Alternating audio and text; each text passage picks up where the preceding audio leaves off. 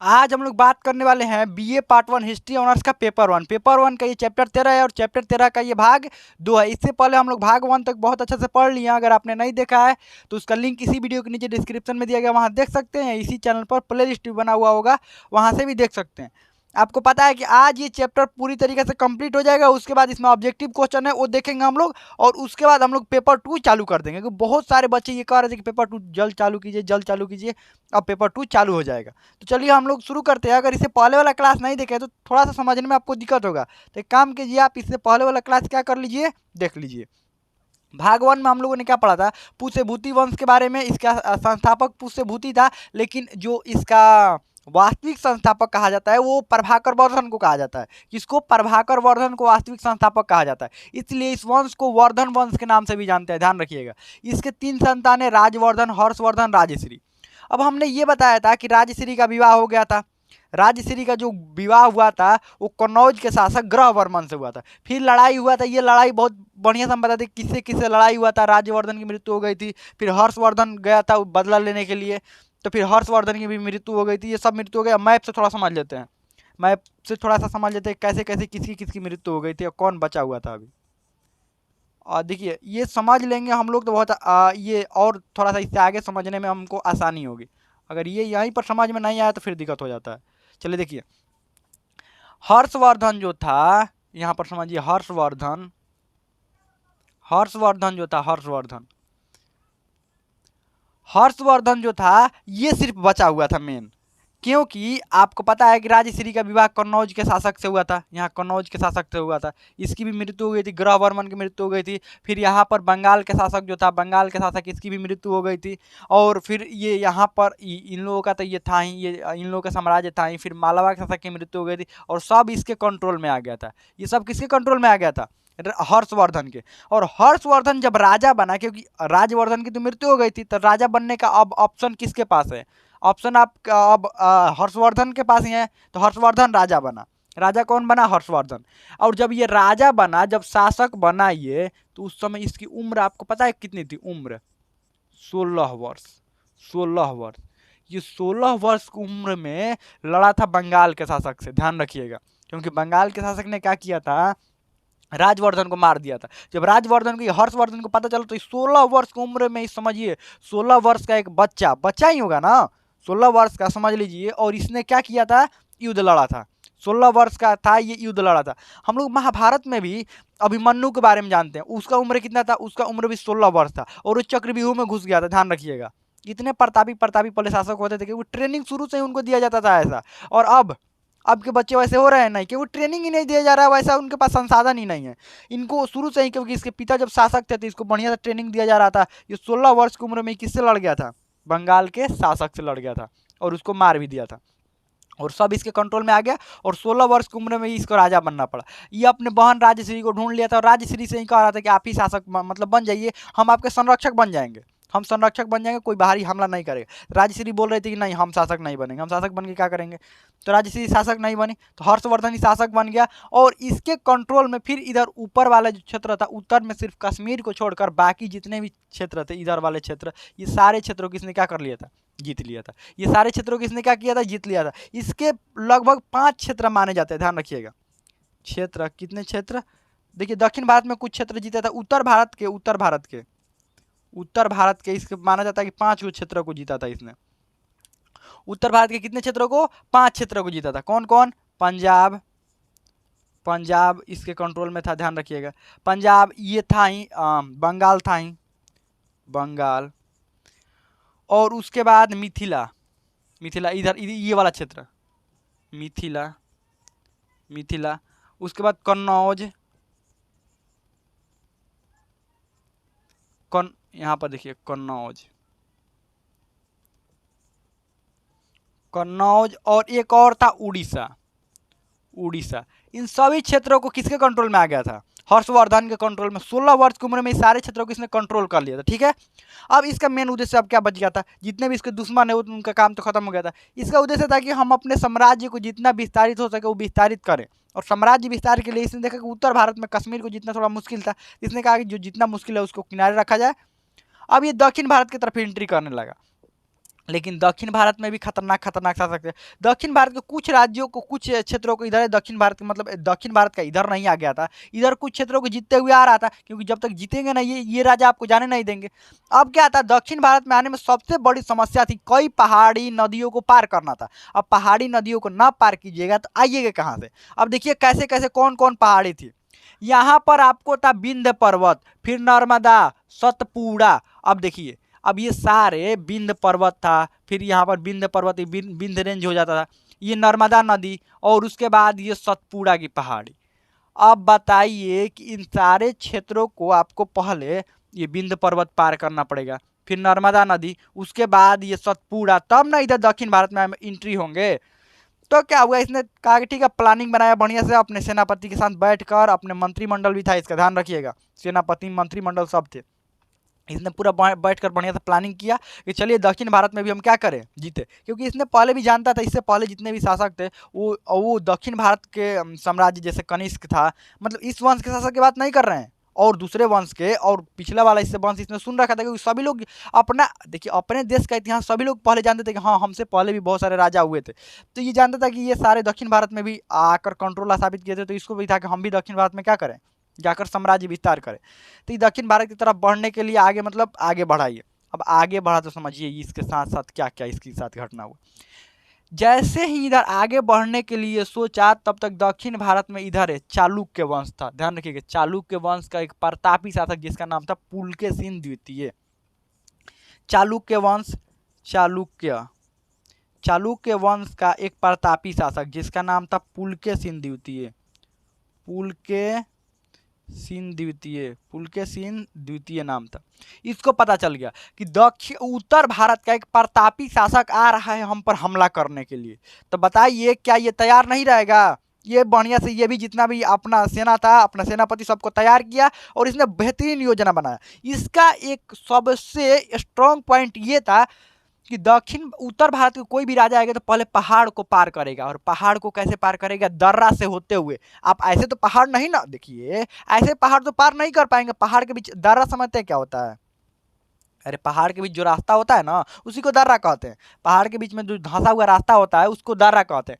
तो कोई भी शासक आएगा तो पहाड़ को ऐसे ही चोटी पार कर जाएगा नहीं, वो किसी न किसी रास्ते से ऐसे कर करके आएगा, ठीक है। लेकिन उस पर भी तो पहाड़ में चढ़ना होगा ना, ऊंचाई पर तो चढ़ना होगा। दर्रा से भी आप आइएगा, या कोई भी छोटा मोटा रास्ता भी होगा तो उससे भी आइएगा, तो पहाड़ पर तो चढ़ना पड़ेगा। और पहाड़ पर कैसे चढ़ेंगे, यहाँ से पैदल पैदल तो आ रहे हैं, क्योंकि हवाई जहाज तो है नहीं डर अगर हमला कर दे। पैदल आ रहे हैं अपने पूरी सेना लेकर, और सेना हथियार लेकर, घोड़ा लेकर, उनके साथ राशन सब कुछ, खाना वाना सब लेकर आ रहे हैं। तो बताइए, एगो पहाड़ पार करेंगे तो आपकी सेना थकेगी कि नहीं थकेगी। फिर नर्मदा नदी पार करेंगे तो आपकी सेना थकेगी कि नहीं थकेगी। बस इसी का इसको इंतजार था कि आप पहाड़ पार कीजिए, और नर्मदा नदी के इधर इस तट पर ये मौजूद था कि आ जाइए, यहीं पर हो जाए एकदम। जैसे ही इसकी थकी हुई सेनाएं, हर्षवर्धन की थकी हुई सेनाएं इधर से आकर एंट्री करके, और यहाँ पर नर्मदा नदी के पार करके, इनकी योजना था नहीं हर्षवर्धन की सेना की, हर्षवर्धन की, ध्यान रखिए, हर्षवर्धन की सेना को ये था ना कि ये पार करें ना, हम नर्मदा नदी को पार कर दे। देखिए ये विंध्य, ये विंध्य पर्वत, ध्यान रखिएगा विंध्य, ये नर्मदा नदी, और ये जो था वो सतपुड़ा था, सतपुड़ा। तो इनको जानना कि जैसे ही विंध्य पर्वत पार करें, नर्मदा नदी पार करें ना, तो यहाँ पर आकर इस तट पर हम आराम करेंगे। क्या करेंगे, विश्राम करेंगे, उसके बाद आगे बढ़ेंगे, उसके बाद हमला करेंगे। इन लोगों को ये नहीं पता था कि ये खबर लग गया चालुक्य वंश के शासक को, और ये यहीं पर इंतजार में था, आ जाओ आ जाओ, तुम्हारा हम हिसाब बढ़िया से कर देते हैं। जैसे ही थकी हुई सेना इधर आई, अब ये लोग हमला करना चालू कर दिया। बताओ, सेना ना तैयार है, ये वो थकी हुई सेना है, दूसरा तैयार भी नहीं है वो लोग। अब तैयार नहीं है, हथियार किसी का उधर रखा हुआ है घोड़े पर, कोई चल रहा है आगे। अब जरूरी थोड़े है कि अपना हथियार सभी लोग अपने साथ साथ लेकर चलेंगे। अब इतना दूर चल रहे हैं तो कोई हथियार यहाँ पर घोड़ा पर टांगा हुआ है हथियार, कोई किधर और चल रहा है, कोई कहीं और चल रहा है, और हमला हो गया उसी समय। मच गया भगदड़, भगदड़ मच गया। फिर भी संभालना पड़ेगा हर्षवर्धन को। इसकी सेनाएं, हर्षवर्धन की सेनाएं एकजुट हुई, लेकिन एकजुट होने से क्या होगा, सेनाएं एकदम थकी हुई थी, और युद्ध हो गया दोनों के बीच में, हर्षवर्धन और चालुक्य वंश का शासक पुलकेशिन द्वितीय को। और यहाँ पर हर्षवर्धन हार गया। हार के यहीं से जल्दबाजी में क्या हुआ, निकल गए ये लोग। नहीं निकले होते तो इनका यहीं पर काम खत्म हो गया होता। निकल गए, यहाँ से निकल गए, लेकिन यहाँ पर पुलकेशिन द्वितीय तो जीत गया। इसकी दो गो जीत हुई। ये गो जीत हुई कि ये लोग अब इधर एंट्री नहीं किए, भाग गए इधर से, और दूसरी जीत ये हुई कि इसके नाम एक उपलब्धि आ गया कि सबसे बड़े शासक उत्तर भारत के हमने हराया है। हम इतने छोटे शासक होकर पुलकेशिन द्वितीय को ये उपलब्धि हो गया कि हम इतने छोटे शासक होकर इतने बड़े शासक को हराए हैं। जब इतने बड़े शासक को हराए हैं तो पूरा प्रचार होगा ना बढ़िया से। जब भी कोई छोटा व्यक्ति कोई बड़ा काम करता है तो प्रचार एकदम बढ़िया से करवाता है। इसने भी प्रचार करवाने के लिए वो अभिलेख लिखवा दिया। आपको पता है पहले जो शासक होते थे अपने प्रचार करने के लिए अभिलेख लिखवा देते थे, इसने भी एगो अभिलेख लिखवाए थे जिस, और वो भी नर्मदा नदी के तट पर ही, ध्यान रखिएगा, जिसका नाम था एहोल अभिलेख। एहोल अभिलेख, अभिलेख या एहोल प्रशस्ति के नाम से भी जाना जाता है। ये संबंध किससे? पुलकेशिन द्वितीय ने लिखवाया था। और ये किसके किसके? हर्षवर्धन और इसके बीच में जो भी लड़ाइयाँ हुई थी उसके बारे में पूरा वर्णन करवाया था। हम कैसे जीते हैं, ये कैसे जीता है, इस बात का पूरे विस्तार से वर्णन करवाया, हर्षवर्धन को हराया। ठीक है, अब देखिए हर्षवर्धन वापस अपने राजधानी लौट गया। लेकिन हर्षवर्धन, आपको पता है कि ये कन्नौज वाला क्षेत्र, ये पहले इनकी राजधानी कहाँ थी? पुष्यभूति की पहले राजधानी कहाँ थी? यहाँ पर हरियाणा में थी। पहले राजधानी हरियाणा में थानेश्वर थी। पहले राजधानी क्या थी? थानेश्वर थी, क्योंकि इनको थानेश्वर का पुष्यभूति वंश कहा जाता था, ध्यान रखिएगा। तो इनकी राजधानी कहाँ थी? थानेश्वर थी। लेकिन बाद में फिर क्या हुआ, जब हर्षवर्धन ने कन्नौज जब इसमें मिल गया, कन्नौज मिला इसको, जब लड़ाई वड़ाई हुआ तो कन्नौज मिला, तो इसने अपनी राजधानी कहाँ पर लेकर आ गया? ये कन्नौज अपनी राजधानी। कौन? हर्षवर्धन की राजधानी कहाँ थी? राजधानी, इसकी राजधानी कन्नौज थी, ध्यान रखिएगा, कन्नौज। कन्नौज, क्योंकि यहाँ से सारे जगहों पर देख सकता था।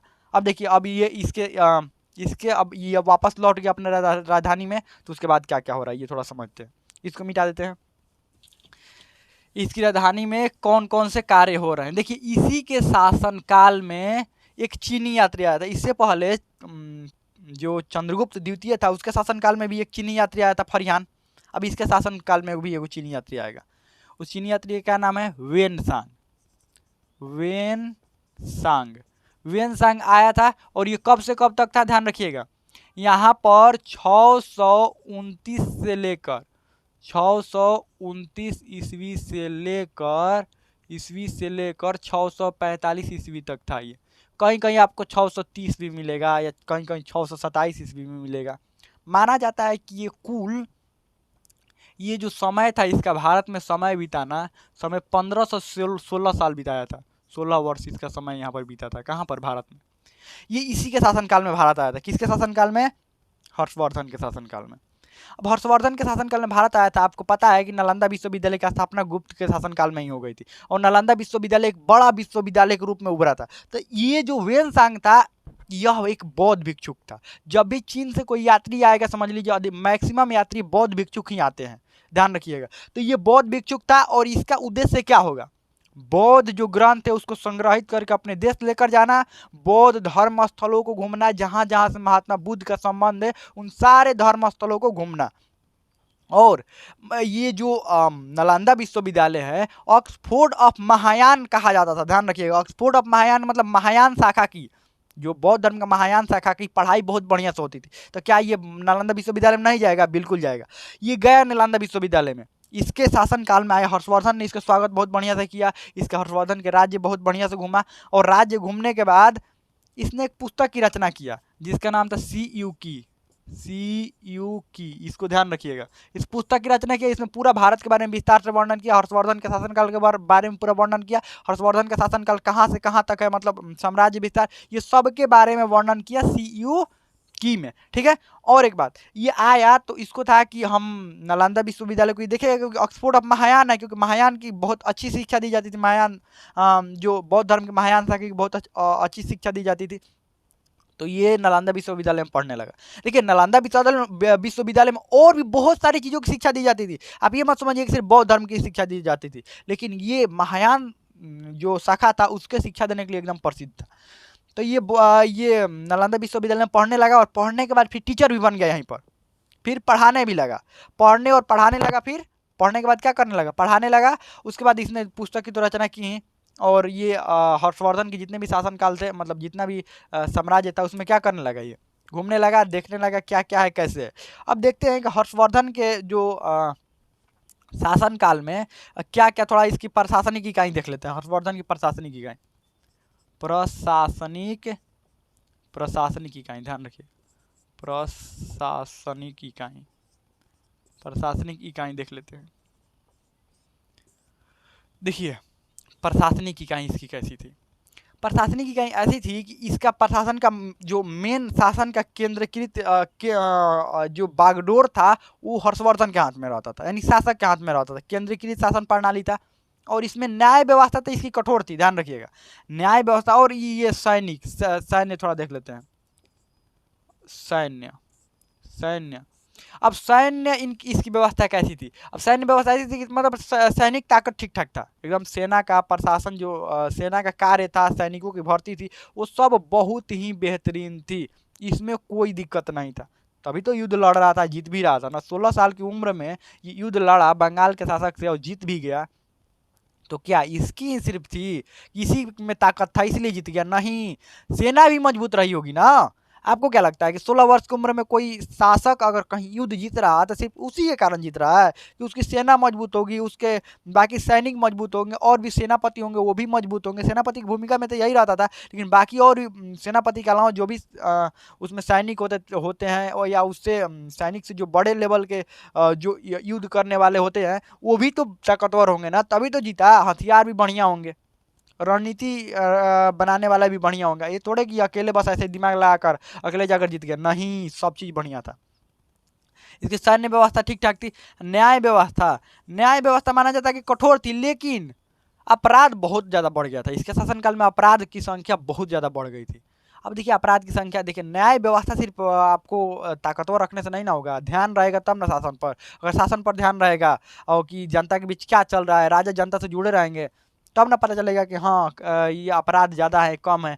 ये खुद युद्ध लड़ने में व्यस्त रहता था, तो बताइए कैसे ये सब देख पाएगा। चलिए आगे बढ़ते हैं। इसके न्याय व्यवस्था प्रशासन के बारे में, हाँ इसने अपना शासन को बांट रखा था, ग्राम, विषय, भुक्ति और प्रांत। इसमें बटा हुआ था, इससे बड़ा बड़ा ये बड़ा, ऐसे बटा हुआ था। जैसे होता है ग्राम, जिला होता है, फिर राज्य होता है, फिर देश है, ठीक है, ऐसे ही बटा हुआ था इसमें भी।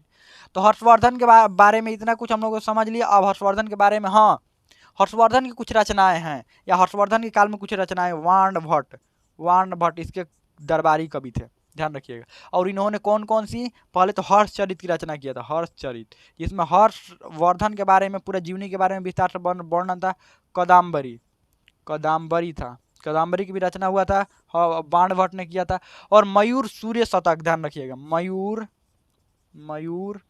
सूर्य शतक, इसकी रचना, शतक की रचना भी बाण भट्ट ने किया था। कुछ रचनाएं हर्षवर्धन के द्वारा भी किया गया था, इसके द्वारा भी कुछ रचनाएं हुआ था, ध्यान रखिएगा, दिखाई देगा ना यहाँ पर। कुछ रचनाएं इसके द्वारा भी हुआ था। कौन कौन सी रचनाएं हुआ था? प्रियदर्शिका, प्रियदर्शिका, ध्यान रखिएगा, प्रियदर्शिका। और उसके बाद हुआ था प्रियदर्शिका, रत्नावली और नागानंद। नीचे दिखाई देगा क्या? इधर लिख देते हैं, इधर आगे लिख देते हैं,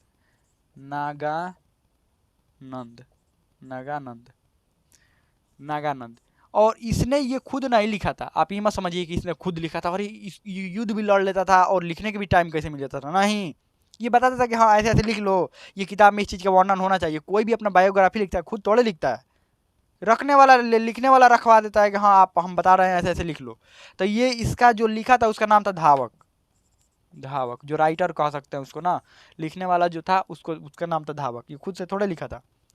तो यही था इनके बारे में। हमें लगता है कि ये, अब इसके बाद इसका कोई उत्तराधिकारी था ही नहीं, हर्षवर्धन का कोई उत्तराधिकारी नहीं था, ध्यान रखिएगा। तो उत्तराधिकारी ना होने के कारण बाकी अलग अलग जो छोटे छोटे साम्राज्यों का, इसके मृत्यु के बाद छोटे छोटे साम्राज्यों का इस पर हमला हो गया, इसके साम्राज्य पर, काम खत्म हो गया। उसके बाद इनका कई छोटे छोटे साम्राज्यों में बट गया। तो हमें लगता है बहुत अच्छा समझ में आ गया होगा। हमारा यहाँ तक पूरा कंप्लीट हो गया पेपर 1। अब इसके बाद ऑब्जेक्टिव क्वेश्चन इसमें से कर लेंगे, उसके बाद हम लोगों का पेपर 1 पूरी तरीके से कंप्लीट हो गया। अब इसमें आपको कोई भी डाउट हो, कोई भी क्वेश्चन हो, आप कमेंट में पूछ सकते हैं, हमें तो समझ में आ गया होगा।